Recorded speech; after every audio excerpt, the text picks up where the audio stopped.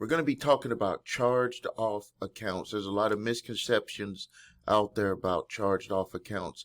If a company charges off your account, are they getting the money from some secret bank account? If a company charges off your account and sends it to the IRS for 1099-C, can they also come and collect the money? If they charge off your account and they write it off to the IRS, can they still collect the money on the account? I'm going to clear up those misconceptions so you will be able to move forward. Also, I'm going to clear up one of the major frustrations about charged off accounts too, is that sometimes when an account is charged off, and even if you want to do something about it, like I want to pay this account, that in some instances, you're not even able to pay it. I call it the getting even period of time that companies can utilize, because they've already lent out the money, they've already written off the account, they've already charged off the account, and they want to just let you sit there and let your credit just get worse and worse because of the charge off. And no matter what, even if you called them and you took a bag of cash in there to pay it off, some of the companies will not even take your money. I know that sounds mind-blowing, but we're gonna go through it, and I'm gonna give you the what they can do, what they can't do, misconceptions. I'm gonna answer all of those questions here. And everything that I talk about here on my channel, this is stuff that we've done over going on 19 years helping our clients at the credit repair shop, and also from helping myself and my family back in 1994 to 1999 get out of $300,000 in debt. And we had, me and my wife had charge-offs, collections, repos, you name it, we had it. And so I'm coming from personal experience and also experience with helping thousands of my clients with the credit repair shop. So first, let's talk about the history of charged off accounts. A charged off account occurs when a creditor, such as a bank or credit card company, writes off a delinquent debt as a financial loss after the account has been past due for a significant period.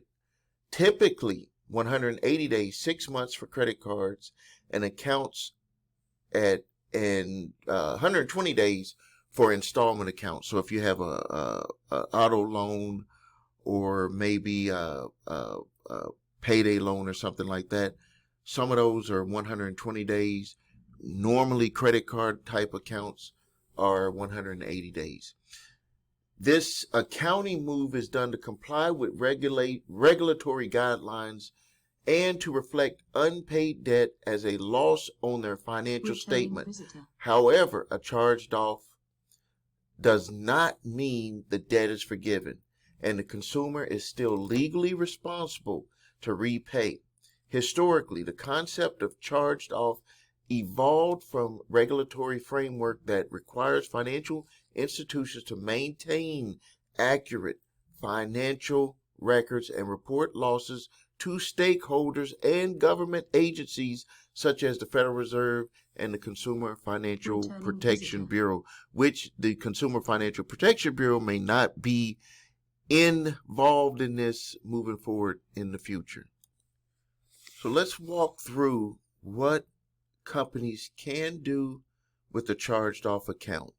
Once the account is charged off, the creditor or financial institution has several legal options, including sell the debt to a collection agency, assign the debt to a collection agency. Assignment means that they hire the firm to do the work for them, because in some states it is not legal for the financial institution to act as a debt collector. This was one of the major violations that Santander Consumer Financial had, the subprime auto lender. They were acting as a debt collector in states that did not allow financial institutions to act as a debt collector. So what they did is they started a whole new company to act as a debt collector for their debt. But there was a lot of the subprime, and it was really prevalent in the subprime auto lending financial institutions where they were acting as a debt collector, and that is not legal. So they could sell the debt to a collection agency, and we've talked about the remedies that you can utilize to stop a debt collector who has purchased your debt. There's a number of things that they have to do when they buy the debt.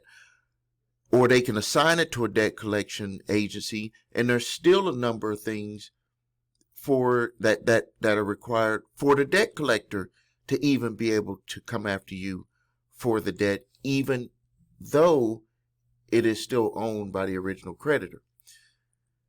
They will report the charge off to your credit reports, which will hurt your credit scores, because it's going to show that it's on there. If you don't do anything about it, and we're going to talk about that in a second, things that you could do, it could stay there for 7 years. It could stay there for 7 years, hurting your credit for 7 years, if you do nothing about it. And we'll talk about what you could do. The next thing they could do is that they could sue you.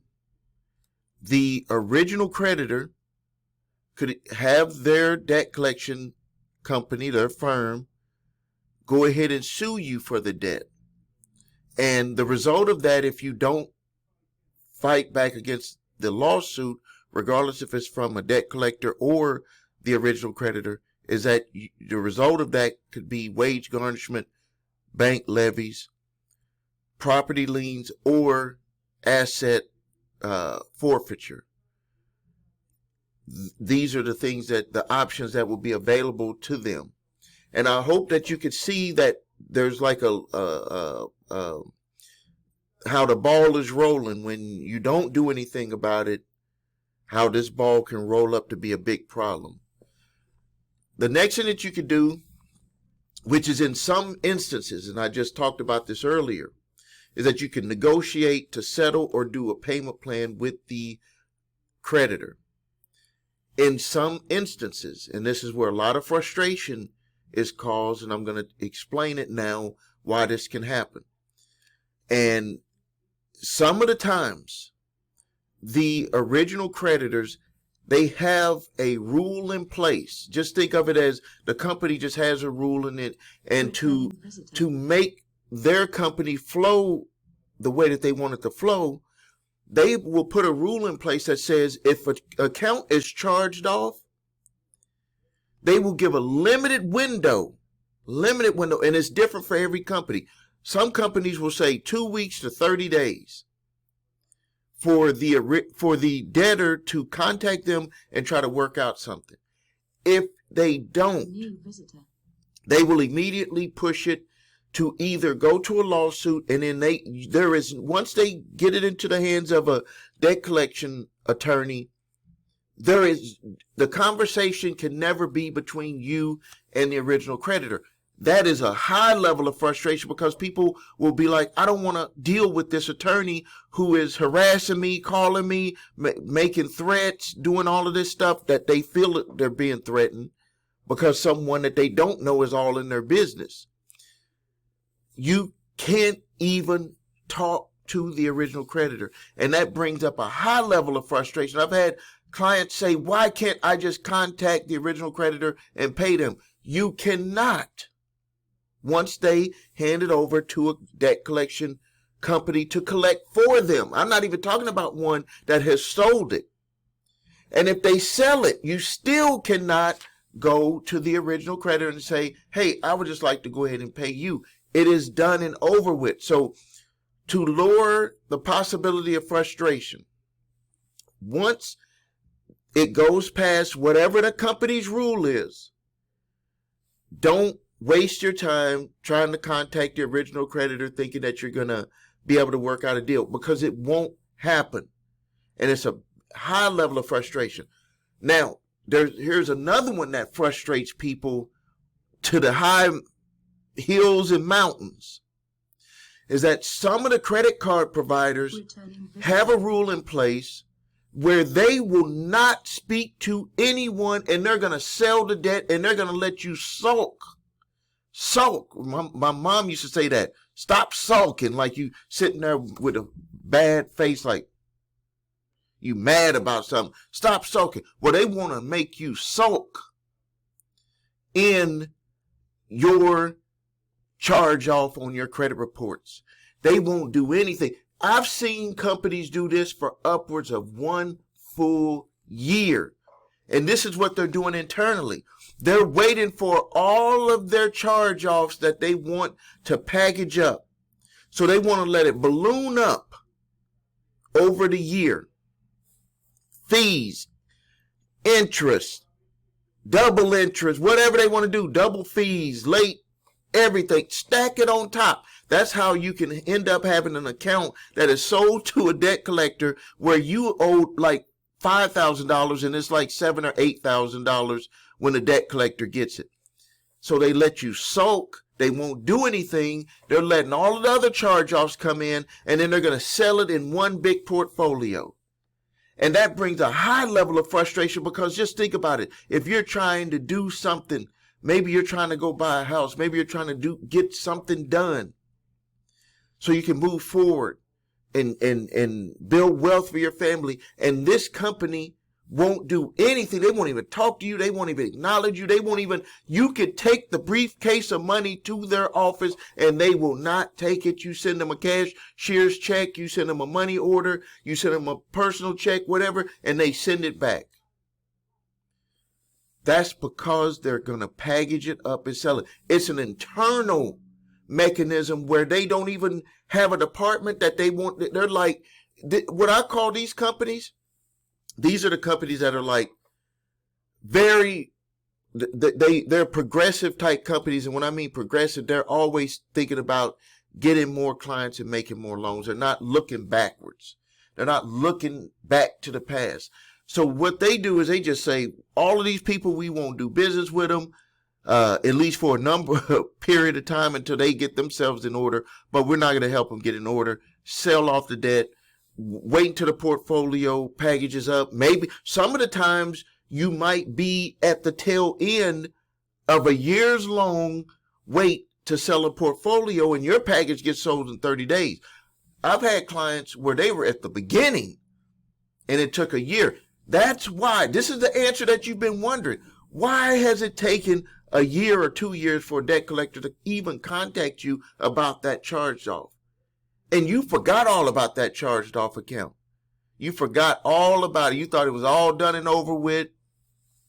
All of a sudden you get that letter and you're like, this is crazy. I thought that this was done and over with. Yeah, it was affecting you on your credit, but you had kind of moved past it.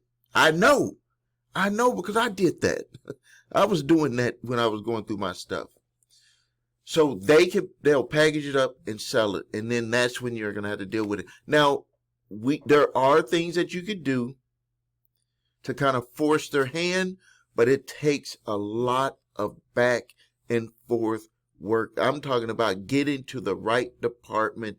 Sometimes you got to get to the legal department. It is crazy because it's like you're trying to make them take your money, and their whole goal is to just keep your credit messed up so you can sit there sulking. Like my mom used to say, why you sulking? Well, we're going to make you sulk for up to a year. This is real deal information. This is stuff that some of the times we didn't even tell our customers. We were like, they won't even understand it. And my staff was like, make a video and just tell people what's going on the inside, because you could be trying your best to do something with these companies and you're wondering why when you, before the charge off, they were so aggressive, calling you all the time. And then after the charge off, even if you want to take the money in there, they won't even take it. People will write us emails, give us a call, and they'll be like, they won't even talk to me. They won't even take the money. They said, I can't even pay them. This is the reason why. So what companies cannot do with the charged off account? Creditors and debt collectors must follow federal and state laws that regulate their collection efforts. Under the Fair Debt Collections Practices Act, the FDCPA, and the Fair Credit Reporting Act, the FCRA, they cannot continue to report inaccurate information. Regardless if it's a charged off account, they have to report it accurately. And this is where a lot of people, I just saw a news report on TV last night. They were like, you got to protect your credit score. And they were talking about charged off accounts. You got to resolve it with these creditors and debt collectors. And I tell people what you got to do is you got to separate them in two compartments. One compartment is about accuracy. That's what's on your credit reports. It's about accuracy, regardless if you owe a debt or not, regardless if it's a negative or positive account. Everything is about accuracy. Everything is about you and your reputation. It's not always about the money. There's a part of your credit reporting score that goes to a number, but when you're thinking about fixing your credit, when you're thinking about repairing bad credit, a lot of people get hung up on, I owe this, and they don't think about, is this accurately showing on my credit reports? The problem is that if you don't understand, number one, that it has to be showing accurate, and that's according to the Fair Credit Reporting Act, a lot of people don't understand that it takes a lot of back and forth to even get them to acknowledge.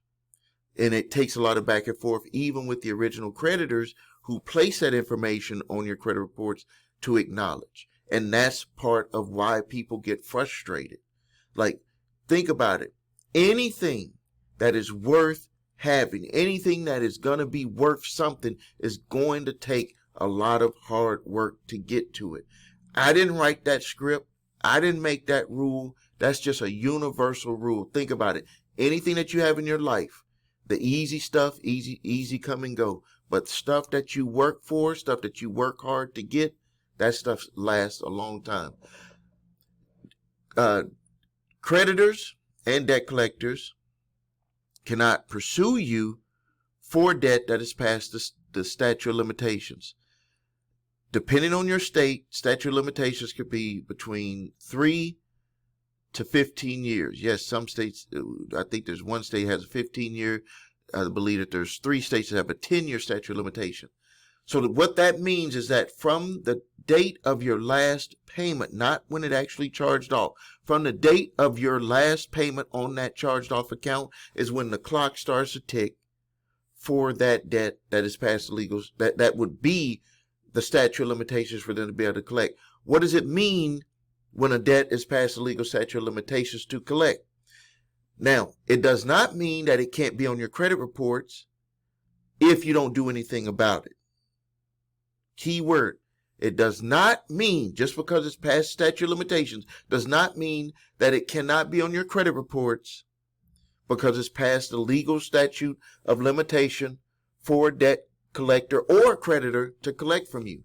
So what does the statute of limitation actually mean? It means that they have no legal remedy. They cannot take you to court to make you pay for that debt.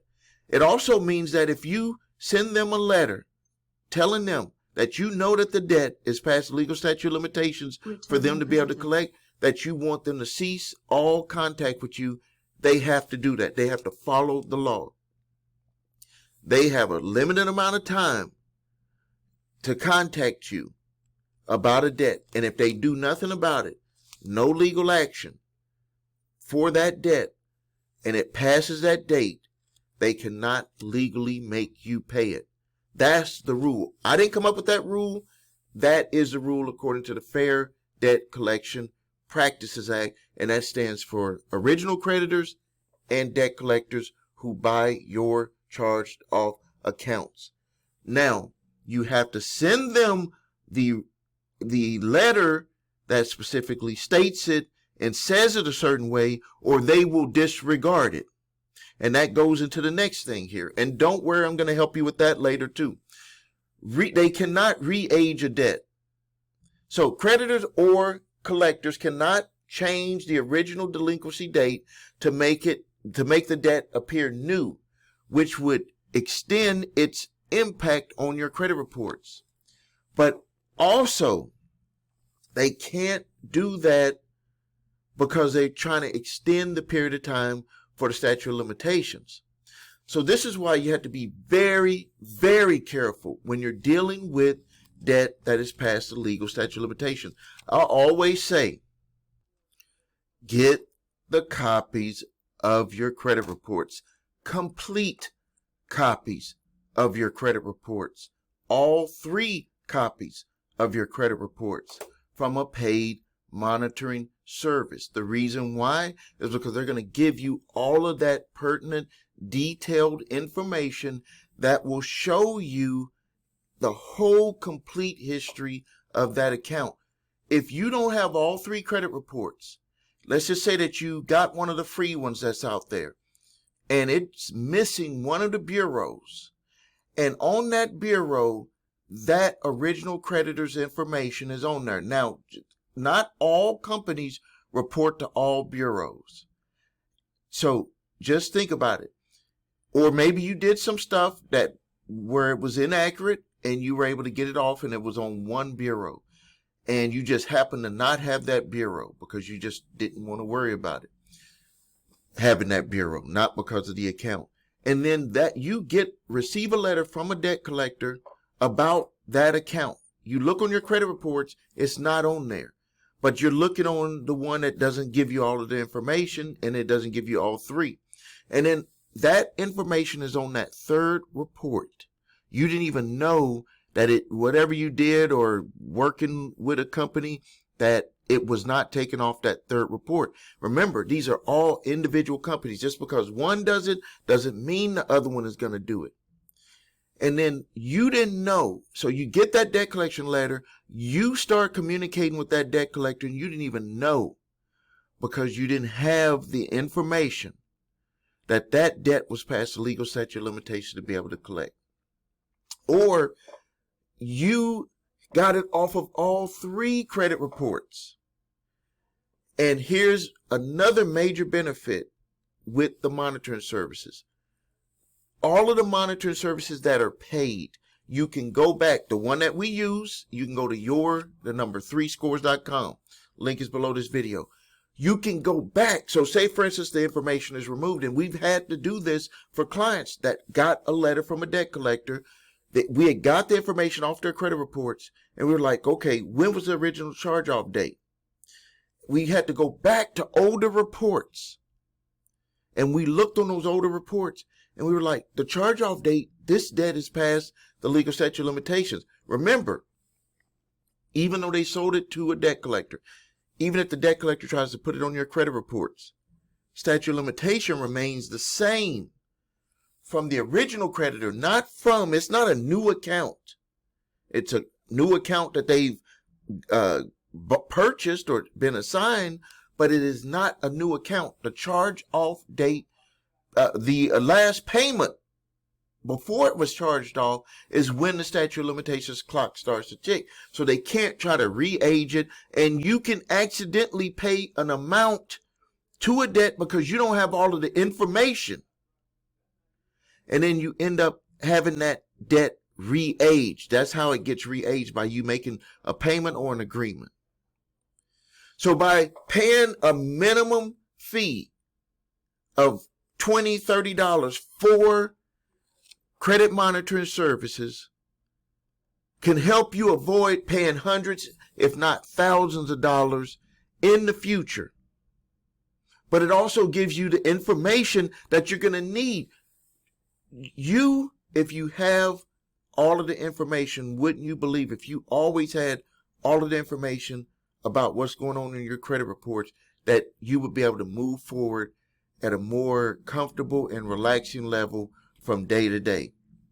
Number one, stuff like this couldn't sneak up on you, because if they would have tried to put something on your credit, you would have been alerted and you would have been able to fight it real quick.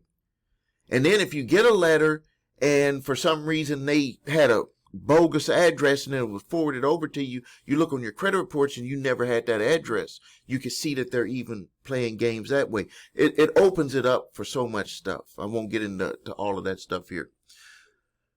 They also cannot harass or mislead you about the debt. Debt collectors cannot engage in abusive, deceptive, or unfair practices, which I kind of stated just a second ago, such as threatening to take legal action.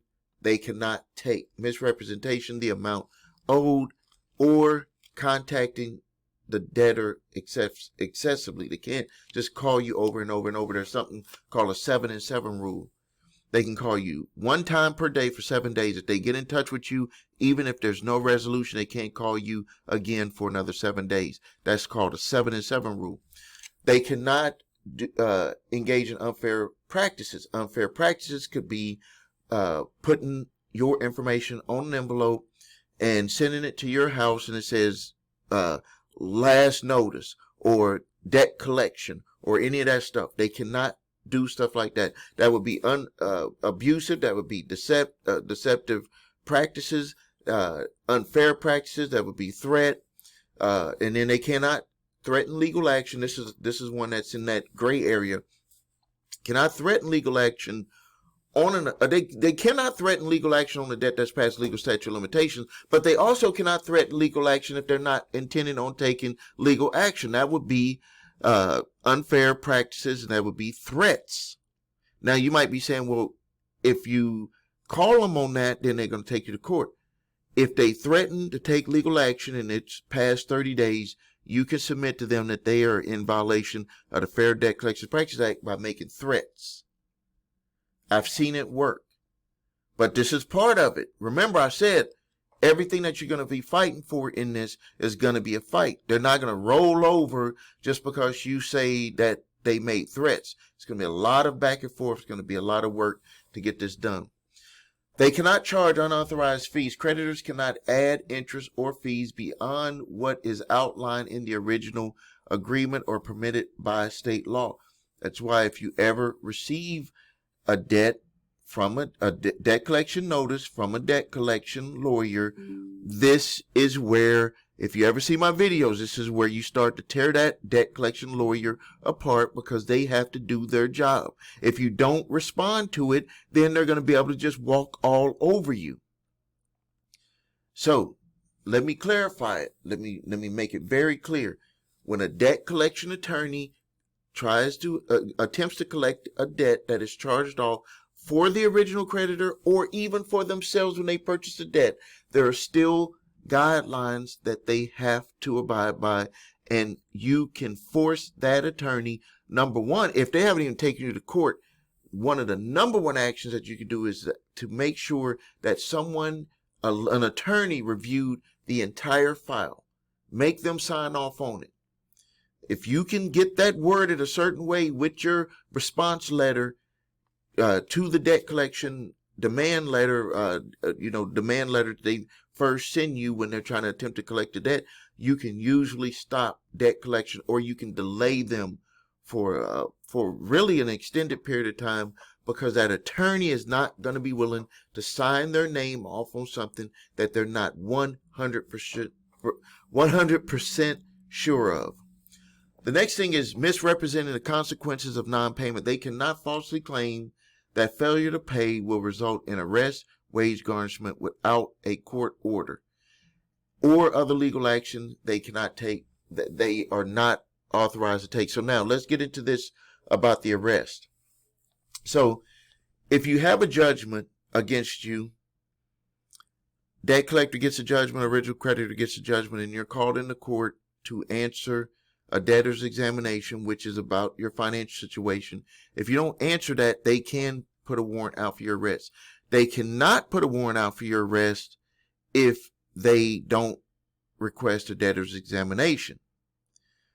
And they're not technically putting a warrant out for your arrest for the debt. They're putting a warrant out for your arrest for contempt of court for not showing up for the debtor's examination. So they can do that. I want to be very clear on that. You can go look at the ACLU to see that people are getting arrested in just about every state, and I believe it's going to even get worse. Wage garnishment. They cannot take your wages without a court order. They cannot take your wages without a court order. They cannot take personal property without a court order. They cannot seize assets without a court order. They cannot freeze your bank account or garnish your bank account without a court order. But they can do all of that stuff with the court order. So I want to be very clear. Everything that I just said that they can't do, they can do with the court order. And that's why it's very important not to leave this stuff lingering around. So now let's talk about how we can handle a charged off account. And I spoke about this earlier. Review your credit reports, all 3 credit reports, because everything is going to start with your credit reports. Remember, it does not matter if you owe the debt or not. It does not matter if the account is negative or positive on your credit report. Credit reports is all about accuracy. Credit reports is all about your reputation. So you can verify the charged-off account is reported accurately and dispute the inaccurate portions of that charged-off account. Yes, you can do that. The misconception on it is that people think just because they owe the debt that it does not matter how that creditor places that charge off on your credit report. Total misconception. You need to understand your rights. You need to familiarize yourself with the Fair Debt Collection Practices Act and the Fair Credit Reporting Act to protect yourself against unfair collection practices, against unfair items being put on your credit reports that are inaccurate. Now, if you don't have time to do that, of course, you can come to the credit repair shop. We specialize in handling that. Next thing that you can do, if you have the chance, is you can always negotiate with the debt collector or the original creditor if that is available. And I spoke a little bit about that earlier. Now, I want to put a caveat on there. Be very careful, because you can leverage yourself. You don't want to leverage yourself. Now, what I mean by leverage, you don't want to make the scales tilt in their favor by you saying things that you should not be saying to the creditor or the debt collection attorney or representative. You have to be very careful. The way that we do it when we help people with their settlements is that if we get questions that are asked, because we have power of attorney, and we can simply state that we cannot answer that and we will get back with them. I've seen individuals who tried to do debt settlement themselves and they came out 75, 80, 90% settlement or with payments. And I've even seen some that were worse, where they stacked on the attorney fees, and it was solely because they leveraged themselves in the conversation. Once you leverage yourself in the conversation, it's just like anything. You can't go back because they can't unhear the answer to the question that you just gave them. They cannot unhear it. And they're actually, just like they state, they're recording it, and anything that you say can be used in accordance to collect on that debt. So be very careful when dealing with them. All right. Please also refer to my video. I have made several videos on how you can get rid of charge-offs on your account, on your credit reports. I've made several videos on those. If you need help with your credit, please visit us at thecreditrepairshop.com. Watch the video, What Makes Us Different, so you can see my 8-point validation process, my 2-phase settlement process. That's the way we repair credit and increase scores.